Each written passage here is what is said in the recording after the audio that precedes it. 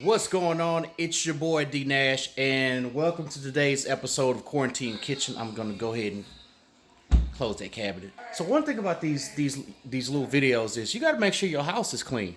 If your house ain't clean, folks gonna talk about you. But anyways, we're gonna get right into it. So today I am making my world famous wings. So this should be interesting. So one of the reasons why I hate this camera thing, I'm looking this way and the camera's that way, whatever. But anyway, you guys don't have to deal with it. But I am also putting this together on my computer, so the video quality, besides my hand shaking, the video quality should be a little bit better. So what you are looking at is actually my brine. What you guys know about that brine? So this brine has actually been sitting in the refrigerator for a few hours. So this consists of some apple cider vinegar, a cup of brown sugar, black pepper, red pepper flakes, and a couple other things. I think I did some black pepper, a little bit of garlic, and some kosher salt. And so this has just been sitting in the refrigerator for a few hours. This is the secret to good wings. You got to make a good brine. So I'm going to wash these wings, get this brine off the wings, pat them down with a paper towel, and we'll be ready to season. We'll be back. All right, now I've got to season this stuff. So what we're going to do is we're going to put a little bit of we'll put a little olive oil, extra virgin olive oil, about 2 tablespoons of black pepper, large seasoned salt, my favorite smoked paprika, onion powder, garlic powder, and the legendary white pepper. So I came out here earlier and kind of cleaned my grill. I got this like really cheap grill from Home Depot a couple years ago. This Next grill, not bad. I mean, I told my wife this is a disposable grill, but you know, for cheap grills, I mean, it's not too bad. I guess while I'm at it, let me show you guys what I did yesterday. Look at the Tasmanian devil over here. So when I moved in this house, they decided to put this electrical panel here, and my sprinkler was back here. So every time the sprinkler system would cut on, it would just basically spray the back of this box, and didn't have access to the rest of the backyard. So I dug this thing up and made a riser. I think I did a pretty decent job. So we'll see how this holds up, if I don't have to kill these kids for knocking this thing over. So my daughter, she has learned how to climb. Let me help you out. So this is backwards. So this goes on, wait, this goes on the other side. Yep. And yep, snapped it. So she climbed in here all by herself, and she normally snaps herself in. So she is ready to go. So here we go. All right.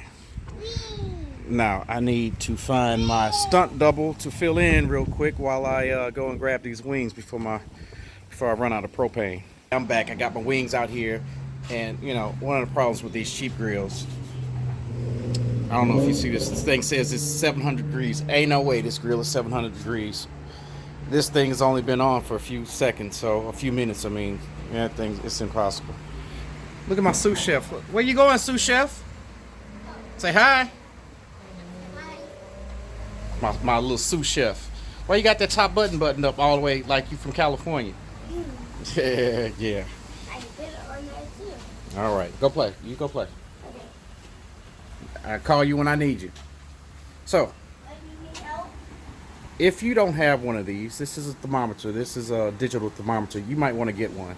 You know, I don't like to overcook my wings, and at the same time, I don't want to eat them raw. So, use this throughout the process and make sure you get the internal temperature of your wings. All you have to do is just boop, stick it in the wing. Make sure you don't stick it all the way through and touch the grill, because you're gonna get a false reading. But you want to stick your your thermometer in the meat. Make sure you're at a minimum 165 degrees.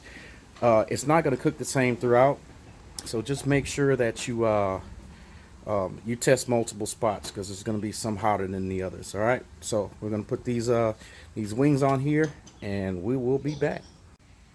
All right, so while these these wings cook. I don't know if you guys ever tried this Deep Ellum IPA. It's made out here in Dallas.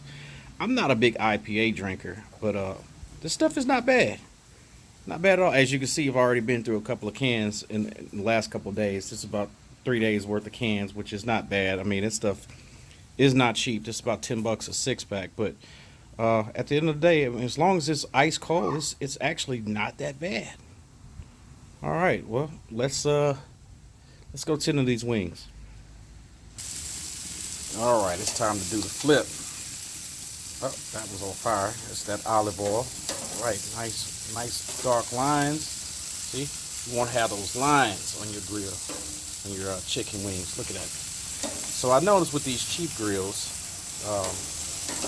there's some parts that cook a little bit more than others. Like, for example, I think this left side, look at this.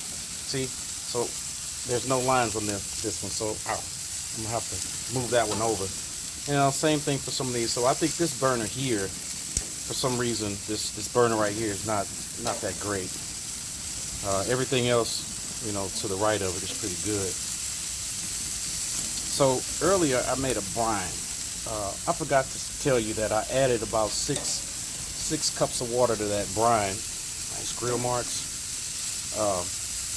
If you stick all that together, you'll probably figure it out.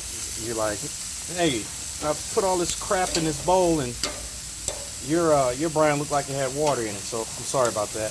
I also added a little bit of chili powder just to give it a little extra kick in addition to the stuff.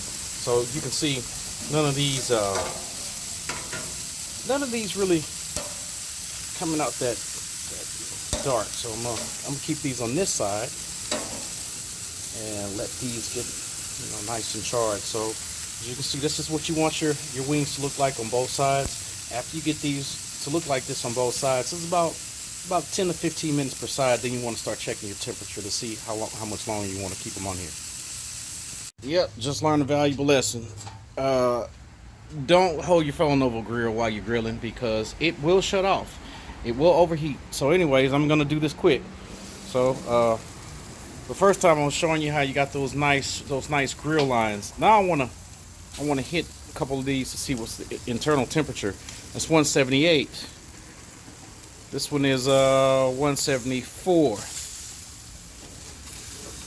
This one, some of the thicker ones, let's see. This is 170. Yep, 170. These wings are pretty much done.